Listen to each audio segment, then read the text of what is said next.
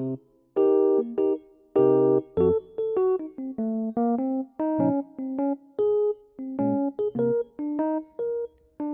Video में हम देखेंगे 10th बायोलॉजी का लास्ट चैप्टर आर एनवायरनमेंट। इसके पहले के जो भी 4 चैप्टर्स जो थे वो मैंने सारे बता दिए। Life process, control and coordination, reproduction और हेरिडिटी, ये 4 चैप्टर्स की वीडियो आपको मेरे यूट्यूब चैनल पे मिल जाएगी। तो अब स्टार्ट करते हैं 5th and last chapter of biology are environment. इस चैप्टर में हमने जो भी पढ़ना है वो हम पहले से ही पढ़ चुके आए, बस उसी का एक साथ हमको बता दिया जाएगा। इसमें मतलब जितनी भी चीज़ें हैं ना वो हम सभी को पता होती हैं, बट वापस से उनको रिकैपिचुलेट करना पड़ता है ताकि हम वापस से ये चीज़ों को याद कर पाएँ। तो क्लास 3rd में हम ऐसी ऐसी चीज़ें पढ़ते थे, क्लास 10th में भी ये दिया हुआ है।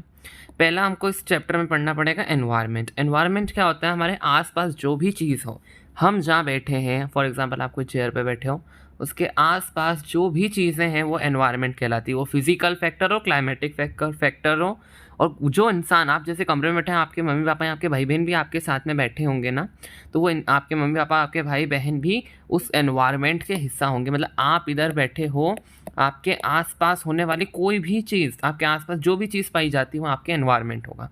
तो environment is the sum total of all the external factor, substances, living beings and conditions that surround a living organism. ठीक है, सब्सटेंसेस में आ जाएगा आपका फर्नीचर, और लिविंग बींग्स तो बता ही दिए, और जो भी कंडीशंस हैं। अब आते हैं इकोसिस्टम। कोई पर्टिकुलर जियोग्राफिकल एरिया, अब जैसे कि ये आप हो, ये आपके आसपास का पूरा एनवायरनमेंट है, उसके कोई पर्टिकुलर एरिया की बात कर रहे हैं। अगर हम कोई पर्टिकुलर एरिया की बात करेंगे ना, तो वो कहलाएगा आपका इकोसिस्टम। तो इकोसिस्टम को हम इकोलॉजिकल सिस्टम भी बोलते हैं। ये एक जियोग्राफिकल एरिया है which consist of distinct biotic community and the physical factors both interacting and exchanging materials between them। अब देख लो, जैसे कि फॉर एग्जांपल मैं एक माउंटेन का इकोसिस्टम की बात करता हूँ, तो नहीं, माउंटेन की जगह छोड़ो, फॉरेस्ट। तो फॉरेस्ट इकोसिस्टम में क्या होता है? सबसे पहले तो हमारा पेड़ आ जाएंगे, उसके बाद उसमें एनिमल्स आएंगे। तो वो जो एनिमल्स होते हैं ना, वो भी इंटरडिपेंडेंट होते हैं। जैसे कि शेर जो होता है वो डियर को खाता है। अगर डियर नहीं होगा शेर के पास तो शेर तो मर जाएंगे, इसलिए शेर डियर पे डिपेंडेंट है। तो सारे के सारे इंटरडिपेंडेंट होते हैं और इंटरेक्ट करते हैं आपस में। स्टडी ऑफ इकोसिस्टम को इकोलॉजी भी बोला जाता है। ठीक है, अब कंपोनेंट्स ऑफ इकोसिस्टम देखते हैं। इकोसिस्टम की 2 कंपोनेंट होते हैं मेनली, बायोटिक और एबायोटिक। हम सबको पता है बायोटिक यानी कि लिविंग कंपोनेंट, और एबायोटिक यानी कि नॉन लिविंग कंपोनेंट। ठीक है, अब बायोटिक कंपोनेंट में मेनली जो होते हैं वो होते हैं प्रोड्यूसर, कंज्यूमर और डीकम्पोजर्स। ठीक है, प्रोड्यूसर यानी कि जो खाना खुद से बना लेते हैं, कंज्यूमर्स यानी जो प्रोड्यूसर्स को खाते हैं, और डीकम्पोजर्स यानी जो बोथ कंज्यूमर और प्रोड्यूसर को खाते हैं। ठीक है, उनको आखिरी में जब वो मर जाते हैं ना ये दोनों, तो मरने की इनकी जो डेड बॉडी है ना वो खाते हैं डीकम्पोजर्स। कोई टेंशन नहीं, हम सभी की डिफाइन पढ़ेंगे। और कंज्यूमर भी बहुत सारे प्राइमरी, सेकेंडरी, टर्शरी और क्वाटरनरी, बहुत सारे टाइप के होते हैं। मैं एक एग्जांपल दूंगा, उससे सब क्लियर हो जाएगा। आते हैं ए बायोटिक में। ए बायोटिक यानी कि जो नॉन लिविंग थिंग। अब नॉन लिविंग थिंग में क्लाइमेट हो सकता है और एडेपिक हो सकता है। क्लाइमेटिक यानी जो भी हमारे क्लाइमेट में हो रहा है, जैसे कि हमारा क्या कह सकते हैं, क्लाइमेट में जैसे रेन हो गई, ठीक है, विंड हो गई, और हमारा स्टॉर्म हो गया, तो ये सब क्लाइमेट में आते हैं। और एडेपिक फैक्टर्स यानी कि सॉइल, यानी जितने भी हमारे नेचुरल रिसोर्सेज होती हैं जो non living thing, soil, minerals, water, air, ये सारा हमारा एडेपिक फैक्टर होता है। क्लाइमेटिक फैक्टर समझ में आ रहा है जो क्लाइमेट से रिलेटेड हो। अब एक बार प्रोड्यूसर, कंज्यूमर और डीकम्पोजर देख लेते हैं। प्रोड्यूसर्स क्या होते हैं? मेनली ऑटोट्रॉप होते हैं। ये वो ऑर्गेनिज्म होते हैं जो खुद का खाना खुद बना लेते हैं। मेनली प्रोड्यूसर होते हैं प्लांट्स, और मेनली ग्रीन प्लांट्स। ठीक है, ग्रीन प्लांट्स होते हैं, और बैक्टीरियाज। अब ये ग्रीन प्लांट्स को कौन खाता है? कंज्यूमर्स खाते हैं। ठीक है, अब कंज्यूमर्स क्या होते हैं? डिपेंडेंट होते हैं on other living organisms to fulfil their food demands. अब कंज्यूमर 3 टाइप्स के हो सकते हैं, हर्बीवोर, कार्निवोर, ओमनीवोर। हम बचपन से पढ़ते हैं, हर्बीवोर जो घास खाएं, कार्निवोर जो एनिमल्स या मीट खाएं, ओमनीवोर जो दोनों खाएं, घास और एनिमल्स। डीकम्पोजर्स पे, डीकम्पोजर वो होते हैं जब जो डेड एंड डिकेइंग मैटर को खाते हैं। Organism which help in the process of decomposition. मतलब अब ये जब मर जाते हैं ना तो उनकी बॉडी को डीकम्पोज करना पड़ता है। तो उनकी बॉडी को डीकम्पोज करने के लिए, यानी मरी हुई बॉडी को खाने के लिए, हमारे डीकम्पोजर्स यूज़ करते हैं। डीकम्पोजिशन यानी कि conversion of complete of complex, ये कॉम्प्लेक्स एस नहीं है,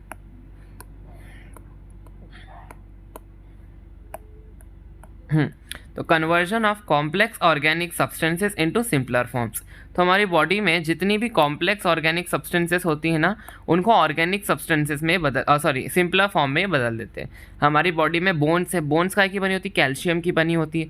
तो ये डिकम्पोजर्स हमारी बोन्स को खा के उनको नॉर्मल कैल्शियम में कन्वर्ट कर देते हैं और वो कैल्शियम सॉइल में चला जाता है। Saprophytic organisms feed on dead and decaying matter, मैंने बता दिया।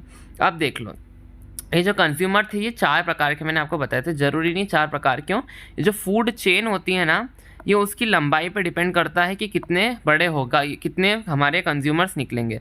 फॉर एग्जांपल ग्रास बायोम में देखो, ग्रास लैंड में ये जो ग्रास है ये हमारी क्या है, प्रोड्यूसर है। अब ग्रास को खाया ग्रास हॉपर ने, तो ये कंज्यूमर होगा, पर ये प्राइमरी कंज्यूमर होगा क्योंकि सबसे पहला कंज्यूमर था। फिर ग्रास हॉपर को कौन खाएगा, रैट, तो ये हो जाता है सेकेंडरी कंज्यूमर। अब स्नेक को, रैट को कौन खाएगा, स्नेक, तो स्नेक हो गया टर्शरी। और स्नेक को फाइनली किसने खा लिया, हॉक ने, तो वो हो गया क्वाटरनरी। ठीक है तो ये चारों कंज्यूमर, लेकिन जो प्रोड्यूसर को जिसने सबसे पहले खाया, प्रोड्यूसर को सबसे पहले खाया ग्रास हॉपर ने, तो वो प्राइमरी। ग्रास हॉपर को खाया रैट ने, तो वो सेकेंडरी। स्नेक रैट को स्नेक ने खाया तो वो बना टर्शरी। और हॉक ने स्नेक को खा लिया, मतलब वो क्वाटरनरी कंज्यूमर बन जाएगा। सेम एल्गिन को अगर कोई से लार्वा ने खा लिया, लार्वा के बाद उसको ड्रैगन फ्लाई लार्वा ने खा लिया, ड्रैगन फ्लाई लार्वा ने मॉस्किटो लार्वा को खा लिया, फिर ड्रैगन फ्लाई को कौन ने, फिश ने खा लिया, फिश ने रकून को रकून ने फिश को खाया। फाइटोप्लैंक्टन वही प्लांट्स ही होते हैं, ठीक है। तो प्लांट्स को किसने खा लिया, हमारे जू प्लैंक्टॉन्स ने। जू प्लैंक्टॉन्स यानी एनिमल्स होते हैं, फाइटोप्लैंक्टॉन्स यानी प्लांट्स। तो ये जो है जू प्लैंक्टॉन्स ये फर्स्ट हो गया। जू प्लैंक्टॉन्स को फिश ने खा लिया, तो ये सेकंड। फिश को कौन खाता है, हमारी सील, तो टर्शनरी को अपनी कंज्यूमर। और सील को कौन खा लेते हैं, बड़े बड़े शार्क्स खा लेते हैं, तो वो हो जाएंगे क्वाटरनरी कंज्यूमर्स। अब आते हैं नेचुरल इकोसिस्टम और आर्टिफिशियल इकोसिस्टम। नेचुरल इकोसिस्टम के 2 टाइप इकोसिस्टम के 2 टाइप होंगे, नेचुरल और आर्टिफिशियल। ऑफकोर्स नाम में समझ में, जो नेचुरली बन रहे हैं जैसे कि वो हो जाएंगे नेचुरल, और नेचुरल में भी 2 हो सकते हैं, तो हमारे लैंड वाले या फिर वाटर वाले। तो लैंड में होते हैं grassland, forest and desert. तो लैंड में क्या क्या आएगा, ग्रास लैंड यानी कि जहाँ ग्रास वाले लैंड, ठीक है, पेड़ पौधे चलेंगे बट मेनली वहाँ पे ग्रास होती है। फॉरेस्ट जहाँ पे बहुत सारे पेड़, और डेजर्ट यानी कि हम सबको पता है डेजर्ट कैसा दिखना है, सैंड वाला इलाका। एक्वेटिक में आता है मरीन और फ्रेश वाटर, ठीक है। मरीन यानी कि जो सी में रहने वाले थे, फ्रेश वाटर जिनको एकदम क्या बोलते हैं, बिना सॉल्ट वाटर नहीं, मतलब फ्रेश वाटर वाले। आर्टिफिशियल इकोसिस्टम जो हम लोग बनाते हैं, जैसे कि आर्टिफिशियल फील्ड, क्रॉप को ग्रो करने के लिए हम हमारे हिसाब से फील्ड को बनाते हैं, वैसे ही एक्वेरियम, हम फिश को उनके नेचुरल इकोसिस्टम से लेकर एक बंद इलाके में लाते हैं। वो बंद इलाके में वहाँ पर हमारे एक्वेरियम के अंदर हम शायद तक छोटे मोटे प्लांट्स लगाते हैं, सॉइल डालते हैं, उसमें ऑक्सीजन सप्लाई करते हैं, फिश को खाना भी हम खुद ही देते हैं, तो वो artificial aquarium. Poultry farm, poultry में अलग अलग एनिमल्स को लेते हैं, ठीक है, और एनिमल्स को रखते हैं, तो वो भी उनके लिए भी एक नेचुरल एनवायरनमेंट बनाना पड़ता है। जू में भी हम एनिमल्स को रखते हैं और उनके लिए भी एक नेचुरल एनवायरनमेंट बनाना पड़ता है ताकि वो भी रह सकें। तो नेचुरल यानी कि these ecosystem operate in the nature by themselves, वहाँ पर कोई ह्यूमन इंटरफेरेंस की ज़रूरत नहीं होती, विदाउट। आर्टिफिशियल इकोसिस्टम जो होते हैं ना, वो मैन मेंटेन्ड होते हैं, they are maintained by man, तो उनको क्या नाम दे दिया, मैन मेड या फिर मैन इंजीनियर्ड इकोसिस्टम। इनको 2 नामों से और बुलाया जाता है, मैन मेड या फिर man engineered. In this ecosystem man maintains a natural balance by the addition of energy and plant manipulations. अब जो मैन इंसान है, मैन यानी मेनली कोई आदमी की बात नहीं हो रही, मैन यानी ह्यूमन बींग्स जो होते हैं, वो जो है उस इकोसिस्टम में अपने मन से कोई भी मैनिपुलेशन यानी अपने मन से उस इकोसिस्टम को बनाते हैं और वहाँ पर एनिमल्स को रखते हैं। फंक्शनिंग ऑफ इकोसिस्टम, अब इकोसिस्टम कैसे चलता है, तो जो प्रोड्यूसर्स होते हैं ग्रीन प्लांट्स, वो क्या करते हैं, वो रेडिएंट एनर्जी यानी कि सोलर एनर्जी, हम सबको पता है प्लांट किस किस से खाना बनाते हैं, सोलर एनर्जी, और मिनरल्स फ्रॉम द सॉइल और एपिडिक सॉइल वेयर दे ग्रो, और एरियल एनवायरनमेंट, ठीक है। अब देखो वो सोलर एनर्जी, मिनरल्स जो सॉइल से उनको क्या क्या मिल जाता है, सॉइल से उनको मिल जाता है उनका वाटर, ठीक है, और सोलर एनर्जी यानी लाइट एनर्जी, ठीक है, और क्या ले लेते हैं, एरियल एनवायरनमेंट से वो ले लेते हैं CO2, और उनको क्या चाहिए, क्लोरोफिल, तो उनके पास होता ही है प्लांट्स के पास, ग्रीन प्लांट्स के पास। तो वो इन 4 चीज़ें से आप सभी को पता है वो क्या बनाते हैं, कॉम्प्लेक्स मैटर, यानी कि वो बनाते हैं कार्बोहाइड्रेट, जो हमने पढ़ा है फोटोसिंथेसिस में। ग्रीन प्लांट्स यानी कि उनके पास है क्लोरोफिल, सोलर एनर्जी यानी उनके पास आ गई लाइट, फिर वो have the help of minerals from the soil, soil से उनको मिलता है पानी, और एरियल एनवायरनमेंट से उनको मिलती है कार्बन डाइऑक्साइड से। वो क्या बना लेते हैं, कॉम्प्लेक्स ऑर्गेनिक मैटर यानी कि कार्बोहाइड्रेट। तो जो प्रोड्यूसर है वो खुद का खाना खुद बना लेते हैं। फिर एनिमल्स क्या करते हैं, जो कंज्यूमर क्या करते हैं, ये प्लांट्स को खा लेते हैं। एंड अदर एनिमल्स, जरूर नहीं कंज्यूमर प्लांट्स को ही खाया, हमने देखा जो कंज्यूमर जो डायरेक्टली ग्रास नहीं खाते हैं वो क्या कहते हैं, दूसरे कंज्यूमर्स को खाते हैं। ठीक है, so the energy is transferred through food and food to animals. तो ये जो ग्रास की एनर्जी वो ग्रास हॉपर में आई, ग्रास हॉपर की एनर्जी रेट में आई, रेट की एनर्जी स्नेक में आई, स्नेक की एनर्जी हॉक में आई। अब ये एनर्जी की डिस्ट्रीब्यूशन कैसे होती ना, ये हम आगे ही देखेंगे, आई थिंक सो 10% लॉ। हाँ, इसमें देखेंगे कि एनर्जी कैसे ट्रांसफ़र होती है। पहले तो हम यहाँ पर हैं, द एनिमल्स मैंने बता दिया। अब आ गया when plant and animal die. अब ऐसा तो होगा नहीं कि भाई मर रहे हैं, कोई ना कोई टाइम आएगा कि जब वो मर भी जाएगा। एनिमल्स जो लास्ट एनिमल है जैसे कि हॉक, इसने कंज्यूमर का इसके बाद जब ये मर जाएगा, हॉक भी मरेगा, तो इस पे इसको जो एनिमल्स खाएंगे ना, इसकी जो डेड बॉडी को जो एनिमल्स खाएंगे वो होते हैं डीकम्पोजर। अब जैसे कि ये प्लांट भी, ग्रास भी कभी ना कभी मरेगी, तो ग्रास जब मर जाएगी तो इसको जो खाएगा वो भी हो जाएंगे डीकम्पोजर। और ज़रूरी नहीं कि ये ग्रास और लास्ट वाले, इन सभी जब भी कोई ना इन सारे एनिमल्स में से मरेगा तो इनकी डेड बॉडी को जो खाते हैं वो बनते हैं डीकम्पोजर। उनको फ़र्क नहीं पड़ता कौन प्रोड्यूसर है, कौन प्राइमरी, सेकेंडरी या टर्शरी कंज्यूमर है, वो तो सभी को खाते हैं डीकम्पोजर्स। ठीक है, तो ग्रास हो गई प्रोड्यूसर, ये चार हैं हमारे कंज्यूमर, और जो इन सभी को मरने के बाद खाएगा वो हो जाएगा डीकम्पोजर। तो क्या होंगे, when plant and animal die the decomposer. Decomposer है कौन, कुछ बैक्टीरियाज होते हैं, कुछ फंजाइस होती हैं, act on their dead body and decompose them into simpler materials like carbon dioxide, water and minerals which go back to air, water bodies and soil। अगर कोई इंसान को हम दफना देंगे तो डीकम्पोजर्स उसको खाएंगे। तो डीकम्पोजर जब उसकी बॉडी को खाएंगे, जैसे उसकी बोन्स जो है वो कैल्शियम से बनी, तो वो नॉर्मल कैल्शियम मिनरल में उसको तोड़ तोड़ के छोटा फॉर्म में कर देगी, वो छोटा फॉर्म में सॉइल में वो कैल्शियम मिक्स हो जाएगा। ठीक है, इस तरह से वो काम करता है। फूड चेन देख लो भाई, बचपन से पढ़ते आ रहे हैं फूड चेन क्या होता है। ग्रास खाई, ग्रास को डियर ने खाया, डियर को एनिमल ने, कोई उसके कार्निवोर एनिमल ने खाया, यही कहलाती है food chain. Food chain is a linear series, भाई लीनियर सीरीज होती है of organisms which represent the sequence in which a particular organism eat the other and become a source of food for the other. एक sequence है जब वो खुद मतलब दूसरी चीज़ों को खाता है और फिर खुद फूड बन जाता है for another organisms in a particular ecosystem. तो ये कहलाती है फूड चेन। ये डिफाइन अच्छे से लर्न कर लेना। ट्रॉफिक लेवल पर आते हैं। ट्रॉफिक लेवल होती है कि ये जो भी है, प्रोड्यूसर हो गई, प्राइमरी कंज्यूमर, सेकेंडरी कंज्यूमर, इन सभी को वन वन कोई ना कोई लेवल दे दिए। ठीक है, तो अपन शुरू करते हैं लास्ट से, मतलब सॉरी फर्स्ट लेवल से। तो फर्स्ट यानी कि सबसे पहले क्या आते हैं, हमारे प्लांट्स आते हैं। तो प्लांट्स को दी गई है फर्स्ट ट्रॉफिक लेवल। प्लांट को कौन खाता है, प्राइमरी कंज्यूमर, जिनको दे दी सेकंड लेवल। फिर प्राइमरी कंज्यूमर को कौन खाता है, टर्शरी सेकेंडरी कंज्यूमर, तो उनको दे दी थर्ड लेवल। टर्शरी कंज्यूमर्स को कौन खाता है, सेकेंडरी कंज्यूमर्स को टर्शरी कंज्यूमर खाते हैं तो उनको दे दी फोर्थ लेवल। ठीक है, producer, primary consumer, secondary consumer, tertiary, वैसी लेवल दे दी 1 2 3 4। तो ये लेवल हो गई। अब देखो डीकम्पोजर्स को कोई भी लेवल नहीं दी। एपेक्स प्रेडेटर जो सबसे ऊपर होते हैं वो ये फोर्थ वालों को भी खा लेते हैं। ठीक है, वो उनको क्वार्टरनरी भी बोल सकते हैं। डीकम्पोजर्स तो भाई देखो, अगर ग्रास मर गई तो ग्रास भी खाएंगे, अगर ये वाला प्राइमरी कंज्यूमर वाला वो भी खाएंगे, सेकेंडरी कंज्यूमर मरा तो वो भी उसको खाएंगे, टर्शरी मरा तो भी वो खाएंगे। इसलिए डीकम्पोजर को ट्रॉफिक लेवल में नहीं रखते। अब देखो फर्स्ट लेवल में हमेशा प्रोड्यूसर होते हैं, तो प्रोड्यूसर हमेशा क्या होंगे, ग्रीन प्लांट्स या फिर क्या बोलते हैं उनको, ऑटोट्रॉफ ही होंगे। फर्स्ट ट्रॉफिक लेवल में हमेशा प्रोड्यूसर होगा जो हमेशा ऑटोट्रॉफ होगा। अब सेकंड लेवल में देखो, अब देखो ग्रास, अब जैसे ये ग्रीन प्लांट है, अब ग्रीन प्लांट को कार्निवोर तो खाएगा नहीं, सिर्फ हर्बीवोर ही खा सकते हैं। इसलिए सेकंड लेवल जो प्राइमरी कंज्यूमर की होती है वो हमेशा हर्बीवोर रहेगी। अब इन हर्बीवोर एनिमल्स को हर्बीवोर तो खा नहीं सकता, इसलिए उसको कार्निवोर ही खाएगा। इसलिए थर्ड ट्रॉफिक लेवल हमेशा कार्निवोर की ही होती है। ठीक है, बस इतना याद रखना। फर्स्ट ट्रॉफिक लेवल हमेशा प्रोड्यूसर की होती है जो हमेशा क्या ऑटोट्रॉफ होते हैं। सेकेंडरी ट्रॉफिक लेवल हमेशा प्राइमरी कंज्यूमर की होगी जो हर्बीवोर होंगे, क्योंकि हर्बीवोर ही ग्रास खा सकते हैं, कार्निवोर नहीं। अब हर्बीवोर को सिर्फ कार्निवोर ही खा सकते हैं, इसलिए थर्ड ट्रॉफिक लेवल हमेशा एक कार्निवोर की होती है।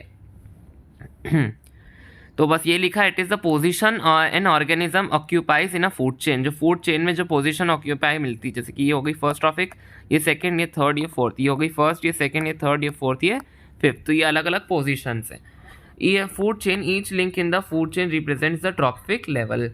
ठीक है। The green plants in terrestrial ecosystem capture about 1% of the energy of sunlight that falls on their leaves and convert it into food energy. अब ग्रीन प्लांट पे जो एनर्जी पड़ती है सन की, तो वो उसके सिर्फ 10% यूज़ 1% यूज़ करते हैं और उसको फूड एनर्जी में बदल देते हैं। छोटा सा MCQ था, पूछ लेते हैं। अब मेन आता है कि 10% लॉ क्या होता है। अब देखो, समझ लो ये पेड़ था, घास वास थी, उसको डियर ने खाया, तो पेड़ की एनर्जी डियर में आ गई। अब डियर को किसने खाया? हमारे इस वाले लायन ने खाया, तो डियर की एनर्जी लायन में आ गई। ठीक है, सेम इधर देखो, ग्रास को खाया ग्रास हॉपर ने, तो ग्रास की एनर्जी आ गई ग्रास हॉपर में। ग्रास हॉपर को खाया फ्रॉग ने, तो ग्रास हॉपर की एनर्जी आ गई फ्रॉग में। फ्रॉग को खाया सांप ने, तो फ्रॉग की एनर्जी चली गई हमारे क्या बोलते हैं, स्नेक में।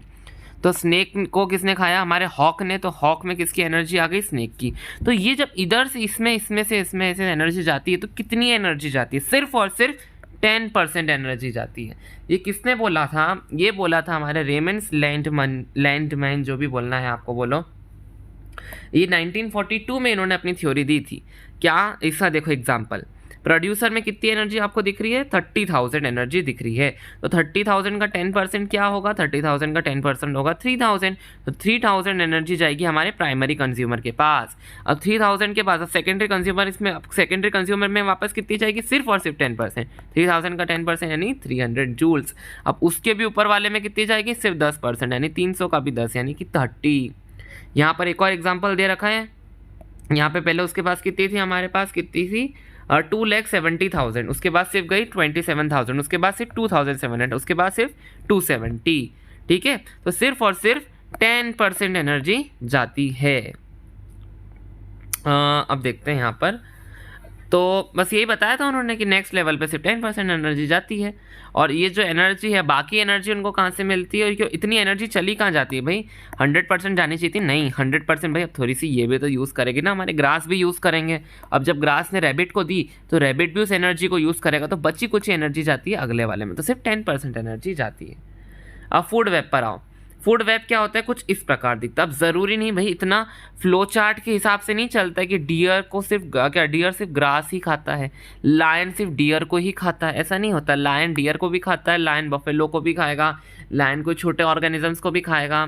इंसान, ये लायन ही टाइगर है तो टाइगर जो है वो सभी एनिमल्स को, अलग अलग एनिमल्स को खाता है। तो ये जो फूड चेन जब ऐसे इंटरलिंक हो जाती है ना, इंटरलिंकिंग ऑफ फूड चेन कहलाता है हमारा। जैसे कि अब लायन चाहे तो फ्रॉग को भी खा सकता है, लायन चाहे तो स्नेक को भी खा सकता है। ठीक है, हमारी जो फिश है, वो फिश चाहे तो हमारे यहाँ क्या कहते हैं, ग्रास हॉपर को खा भी सकती है, कुछ भी हो सकता है। ये वाला जो डियर है, ये वाले प्लांट को भी खा सकता है, ये वाले प्लांट को भी खा सकता है। स्कॉर्पियन जो है, ये वाले प्लांट को भी खा सकता है, ये वाले को भी खा सकता है। इसके कारण हमारी जो फूड चेन होती है ना, अगर उनको मैं ऐसे ऐसे लिंक बना दूं आपस में अगर मैं फूड चेन की लिंकिंग कर दूं, तो वो बन जाता है फूड वेब। ओके, कहाँ गया? ये रहा। तो food web is a network of interconnected food chain. अगर फूड चेन्स को इंटरकनेक्ट कर दूं, तो वो बन जाएगा food web operating in an ecosystem. Food chain और फूड वेब का डिफरेंस दिया हुआ है। फूड चेन की डिफाइन और फूड वेब की डिफाइन से शुरू करना है, हमेशा डिफरेंस लिखना। Food chain is defined as the phenomenon of transfer of energy through series of organism following on successive trophic level. अब successive trophic line by line बताते हैं। फूड चेन कैसे डिफाइन करिए? ट्रांसफर ऑफ एनर्जी होता है food chain में, series of organism, वहाँ पे अलग अलग पूरी एक सीरीज होती है ऑर्गेनिज्म की। ठीक है, इससे इसमें गई, इससे इसमें गई। सक्सेसिव ट्रॉफिक लेवल यानी इससे सक्सेसिव यानी इससे एक ज़्यादा वाले में इसकी एनर्जी जाएगी, इससे एक ज़्यादा वाले में। Okay, food chain usually member of high trophic level feed upon a single type of organism of a lower trophic level।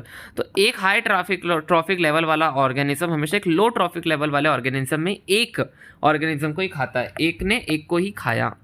ठीक है, बट इसमें क्या होता है? In food web member of higher trophic level feed upon many organism. इसमें एक एक को ही खाता है, लेकिन एक इसमें कोई को भी खा सकता है। ठीक है, in food chain separate and isolated food chains increase instability of the ecosystem। Food chain में क्या होता है? जो सेपरेट और आइसोलेटेड फूड चेन होती है ना, वो इंक्रीज करते हैं इंस्टेबिलिटी ऑफ द इकोसिस्टम। मतलब अगर देखो, ये वाला डियर अगर सिर्फ यही वाले घास खा सकता है, अगर समझ लो ये वाली घास खत्म हो गई, फिर तो ये डियर सारे मर जाएंगे। अगर डियर मर गए तो लायन मर जाएंगे, टाइगर मर जाएंगे, है कि नहीं? अगर ये वाला जो हमारा ग्रास हॉपर, अगर यही टाइप की ग्रास खाएगा, अगर यही टाइप की ग्रास खत्म हो गई तो ग्रास हॉपर खत्म, क्योंकि वो कुछ नहीं खा पाएगा। ग्रास हॉपर खत्म क्योंकि फ्रॉग को सिर्फ ग्रास हॉपर ही मिल रहे, तो फ्रॉग भी खत्म, ऐसे ऐसे करके स्पीशीज ही खत्म हो जाएगी। लेकिन नहीं, अगर ग्रास हॉपर के पास अगर ये वाली ग्रास खत्म हो गई तो वो चाहे तो ये वाली ग्रास और ये वाली ग्रास भी खा सकता है फूड वेब के अंदर। इसलिए हमारी जो फूड चेन होती है वो इंस्टेबिलिटी रहती है, लेकिन फूड वेब जो है ना वो स्टेबिलिटी को इंक्रीज करता है। It completes of only one chain, इसमें एक ही होती है, it comprises of many chain, उसमें बहुत सारी चेन होती है। Removal of one group of organism disturb the whole chain, मैंने बता दिया अगर एक ग्रास को हटाया तो पूरी चेन डिस्टर्ब हो गई, लेकिन अगर इसमें एक ग्रुप हटा भी दूँ मैं, कोई सा भी ऐसे माउस हटा दिया तो कुछ भी डिस्टर्ब नहीं होगा, ऑर्गेनिज्म दूसरा कुछ खा लेंगे। बायोमैग्निफिकेशन जो है ना 10% लॉ का उल्टा है। 10% लॉ में क्या होता था, एक से अगर दूसरे में जाए ना तो कम हो रहा था 10%, बस 10% ही जा रही थी। लेकिन बायोमैग्निफिकेशन में क्या होता है, समझ लो ये कोई एनिमल है, ठीक है, मे फ्लाई दिया हुआ है, मे फ्लाई जो है ना समझ लो उसमें कुछ गंदगी या टॉक्सिन है। तो मे फ्लाई के अंदर अगर कुछ भी गंदगी और टॉक्सिन है ना, तो मे फ्लाई को जो भी खाएगा ना वो टॉक्सिन उसके अंदर बढ़ जाएगा। भले मे फ्लाई की एनर्जी उसमें 10% ही जाएगी, लेकिन मे फ्लाई की बॉडी में जो टॉक्सिन थे, गंदगी चीज़ें थी, गंदी चीज़ें, वो जो है ना इस अगली वाली फिश में बढ़ जाएगी। देखो मे फ्लाई में टॉक्सिन की कॉन्सेंट्रेशन 1 बार दी गई है, लेकिन ये जो ब्लू गिल जो फिश का नाम है उसके अंदर उसके टॉक्सिन क्या बढ़ गए। अब ब्लू गिल को किसने खाया, बैस ने, बैस कोई बड़ी मछली होगी उसमें टॉक्सिन और बढ़ गए। अब बैस को इस इंसान ने वो पकड़ के खाई, और जैसे इस इंसान ने खाई उसके अंदर बॉडी के टॉक्सिन और बढ़ गया। तो बायो मैग्निफिकेशन यानी बढ़ना है, देखो बढ़ी तो रहा है, बस इतना याद रखना। 10% लॉ कहता है कि जो एनर्जी का ट्रांसफर होगा ना अगले अगले ऑर्गेनिजम्स में, वो 10% से सिर्फ 10% ही होगा। लेकिन जब बायो मैग्निफिकेशन होता है ना तो बढ़ती है चीज़ें, एनर्जी ट्रांसफर बहुत कम होता है। शुरुआत में अगर 30,000 हो तो एंड में जाके सिर्फ हमने देखा कि सिर्फ 30 ही एनर्जी मिल पाती है। लेकिन अगर यहाँ पर शुरुआत में भी 30 हो ना तो आगे आगे जाके भाई कहाँ से 30,000, ये डिपेंड करता है कौन सा टॉक्सिन अपन खा रहे हैं। बायोमैग्निफिकेशन में समझा दिया, अब यहाँ पे डिफाइन भी देख लो। It is the increase of the concentration of toxins of non biodegradable substances in the body of an organism as it move from one trophic level to the next. जैसे अगले ट्रॉफिक में आप जाओगे ना तो आपकी कॉन्सेंट्रेशन देखो पीछे चार्ट बना है वो बढ़ती जाएगी। अब क्या कौन से होते हैं टॉक्सिन्स, जैसे कि केमिकल्स दैट कैन बी बायोमैग्निफाइड। तो क्या क्या बायोमैग्निफाइड कौन से टॉक्सिन हो सकते हैं, इंसेक्टिसाइड्स, पेस्टिसाइड, जो मेटल्स होते हैं जैसे मर्करी, पीसीबी यानी फिजिक्स केमिस्ट्री बायो नहीं, पॉलीक्लोरिनेटेड बाइफिनिल्स, ये जो होते हैं ना ये एक सब्सटेंस होती है, केमिकल होता है जो हमारी बॉडी में मैग्नीफाई हो सकता है। ओजोन लेयर देख लो, अब ओजोन लेयर भाई सबको पता है, छोटी क्लासेस से पढ़ते आ रहे हैं। हमारी जो अर्थ है उसके ऊपर बहुत सारी एटमॉस्फेयर तो होती है, एटमॉस्फेयर के अंदर भी डिफरेंट लेयर्स होती है। पहली लेयर से हमको 2 ही लेयर का काम है, तो 2 ही लेयर पढ़ेंगे। पहली होती है ट्रोपोस्फियर, उसके बाद होती है स्ट्रेटोस्फियर। अब है ना जो हमारी ओजोन लेयर होती है ना वो पाई जाती है स्ट्रेटोस्फियर के अंदर, ठीक है। तो ओजोन लेयर के बारे में देखते हैं। A layer of ozone gas, ozone का फॉर्मूला क्या होता है O3, कैसे बना वो भी देखेंगे। प्रेजेंट इन द एटमॉस्फेयर, कौन से कलर की होती है, ब्लूइश कलर गैस होती है। तो देखो वैसे मेनली तो ओजोन जो है ना वो हमारे स्ट्रेटोस्फियर में ही पाई जाती है, लेकिन थोड़ा अमाउंट ऑफ हमारा ओजोन लेयर जो है ना वो थोड़ी सी बहुत माइनर 0 पॉइंट समथिंग ट्रोपोस्फियर में भी पाई जाती है, ठीक है।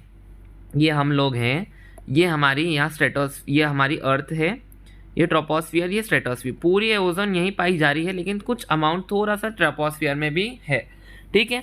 स्ट्रेटोस्फियर की जो ओजोन होती है ना वो गुड ओजोन होती है, क्योंकि ये हमको यूवी वॉयलेंट रेज से बचाती क्या अल्ट्रा वॉयलेट रेज से बचाती है। लेकिन ट्रोपोस्फेरिक ओजोन बैड ओजोन होती है, क्यों, क्योंकि हमारे एयर को पॉल्यूट करती है और स्मॉग बनाती है। स्मॉग यानी स्मोक प्लस फॉग। दिवाली के बाद अगर ठंड रहती है, धुआं भी रहता है, तो ठंड और धुआं जब फॉग और धुआं जब मिल जाता है तो स्मॉग हो जाता है, और उसको अगर अपन ज़्यादा देर तक कंज्यूम करेंगे तो हमारे को लंग डिजीजेस हो सकती हैं।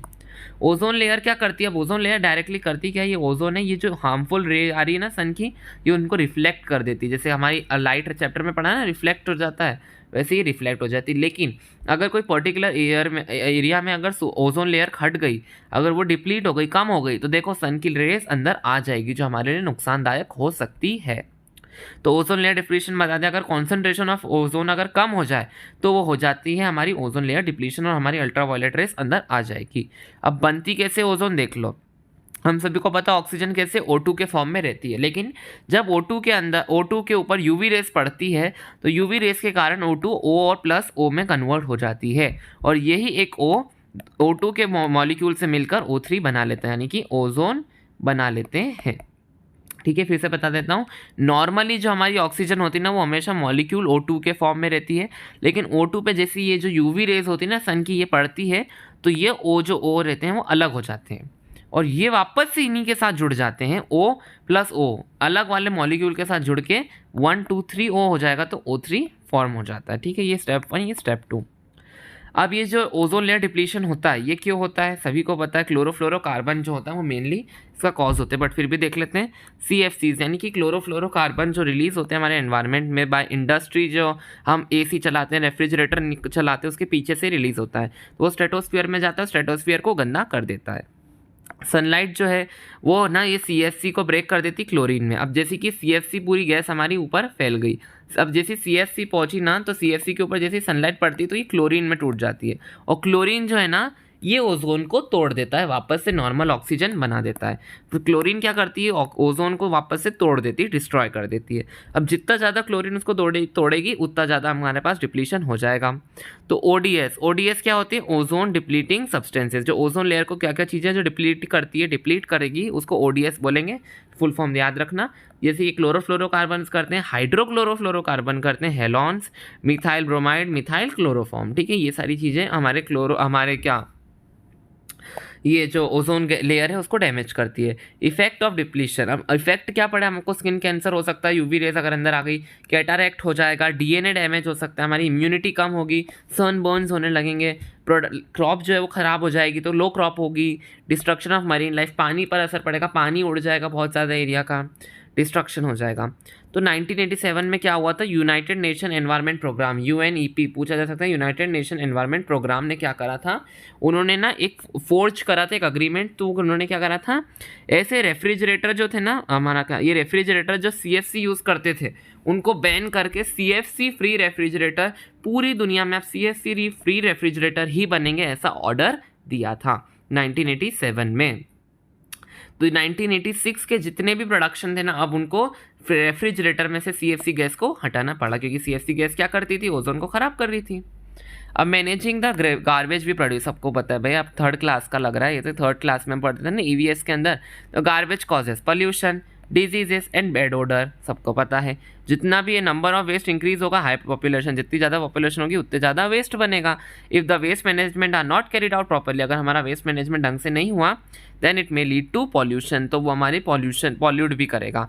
Cycle of reducing, reusing and recycling, ये 3 साइकिल हमको यूज़ करना चाहिए। 3R पढ़ा, लेकिन हमको 3R नहीं, अब हमको इस चैप्टर में 5R देखने पड़ेंगे, यहाँ मैं लिख कर आया हूँ। ठीक है, अब क्या गया? हाँ, for the betterment of health of the people, waste should be manage safely in a hygienic manner. पहले 5R देख लो। Refuse, reduce, reuse, recycle, rot. Refuse यानी कि मना करना, वही अपन को वही चीज़ें खरीदनी जो हमको चाहिए। रिड्यूस यानी कि कम खरीदना, कम करो खरीदना। रीयूज़ यानी अगर कुछ चीज़ खरीद ली तो उसका वापस प्रयोग करो। रिसाइकल, अब उसको खरीद ली तो आप रिसाइकलिंग के लिए डालो ताकि वो फिर से बनकर आए। रॉट यानी कंपोस्ट द रेस्ट, यानी कि अगर कोई सी चीज़ है आपके घर में जिसकी कोई मैन्योर या कंपोस्ट बनाई जा सकती है तो उसकी कंपोस्ट बनाओ। डस्टबिन भी अलग अलग टाइप्स की आती है। वेस्ट, वेट वेस्ट हम डालेंगे ग्रीन डस्टबिन में, ड्राई वेस्ट जो होगा वो जाएगा हमारे ब्लू डस्टबिन में। स्टेशनरी वेस्ट यानी कि आपको दिख ही रहा है हमारे पेपर्स या फिर कार्डबोर्ड वेस्ट जो है वो जाएगा स्टेशनरी वेस्ट, और ई वेस्ट में हमारा इलेक्ट्रॉनिक वेस्ट जाएगा। इनके डस्टबिन के कलर्स याद रखना, ग्रीन, ब्लू, रेड और ब्लैक। अब आ जाते हैं बायोडिग्रेडेबल और नॉन बायोडिग्रेडेबल। सबको पता है क्या होता है। जो बायोडिग्रेडेबल जो हमारी ब्रोकन डाउन हो जाते हैं सिंपल सब्सटेंसेस में, और नॉन पॉइजनस होते हैं और हमारी मिट्टी में घुल जाते हैं। पर ये होते हैं can not be broken down into simple और नॉन पॉइजनस सब्सटेंसेस। ये पॉइजनस सब्सटेंसेस होते हैं। ये जो है ना नेचुरली रिसाइकल, हमारी मिट्टी रिसाइकल कर देती है, और हम इंसान भी इसको रिसाइकल कर सकते हैं।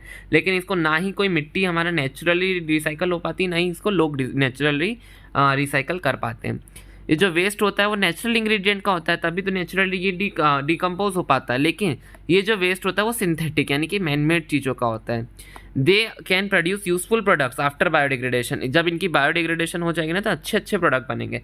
लेकिन ये जो है ना ये chemically they remain chemically unchanged chemically as they are non biodegradable. लेकिन ये तो बायोडिग्रेडेबल ही नहीं होते, ये तो बना ही नहीं सकते कोई भी अच्छे product. They do not disturb the ecological balance, ये कुछ भी डिस्टर्ब नहीं करते, लेकिन ये तो भाई बहुत गंदगी फैलाते हैं, ये पूरा हमारे इकोलॉजिकल बैलेंस को डिस्टर्ब कर देते हैं। दे persist for small time interval. अब देखो जैसे कि आपने कोई केले का छिलका अगर जमीन के अंदर गाड़ा ना, तो वो 4-5 हफ्ते के अंदर पूरा डिकम्पोज हो जाएगा, मिट्टी को खोद के देखना नहीं मिलेगा केले का छिलका। लेकिन प्लास्टिक की थैली डालोगे भाई 1000 साल हो जाएंगे, वैसी की वैसी रहेगी। एग्जाम्पल में देख लो पेपर काउडंग, वुड क्रम्बल, और इसका एग्जाम्पल में देख low plastic bag, synthetic fibre etcetera. तो आई होप ये चैप्टर छोटा सा था, आपको समझ में आया होगा। फिर भी कोई डाउट है तो कमेंट सेक्शन में डाल दीजिएगा, मैं क्लियर कर दूंगा। So thank you so much for watching, bye bye.